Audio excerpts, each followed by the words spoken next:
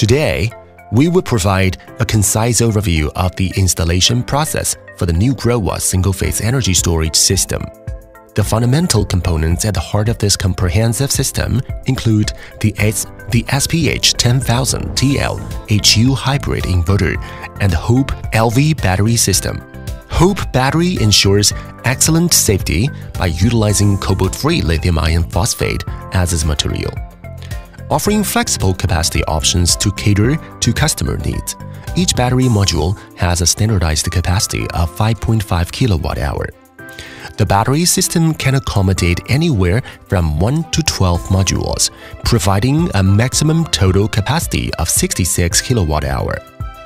Support remote firmware upgrade to save on-site maintenance fee. The Growatt SPH 10000TL-HU is equipped with UPS functionality, ensuring a seamless transition of just 10 milliseconds. It boasts a high DC-AC ratio of 1.5 and it features 3 MPPTs for optimal performance. The charging and discharging current is up to 200 amperes. SPH 10000TL-HU is suitable for both DC-coupled and AC-coupled applications, as well as AC retrofit scenarios and generator connections. Before installation, we need to prepare the required tools. The operating environment is so important that it will influence the lifespan of SPH-HU. So please don't expose the SPH-HU to the environment of sunshine, rain, and snow. To ensure the machine can run properly and easy to operate, please provide adequate space for SPH-HU.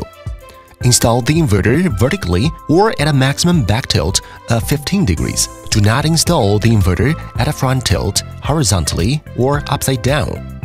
First, unpack the SPH-HU package and inspect for any signs of damage or missing components. In the event that such issues arise, kindly reach out to the supplier for immediate assistance. The connection ports includes this.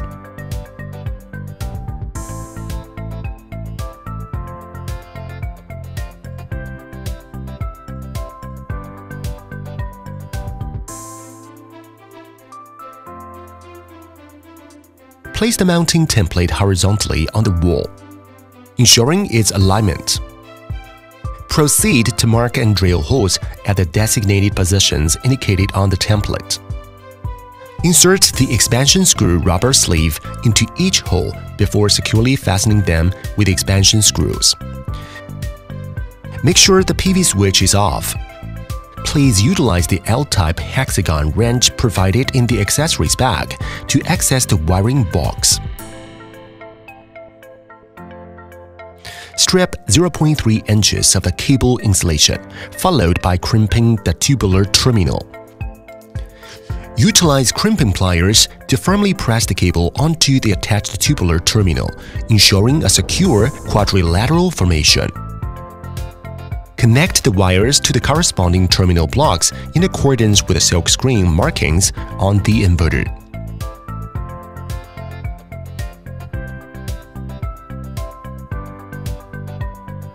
Limit. The maximum PV voltage is 525 volts.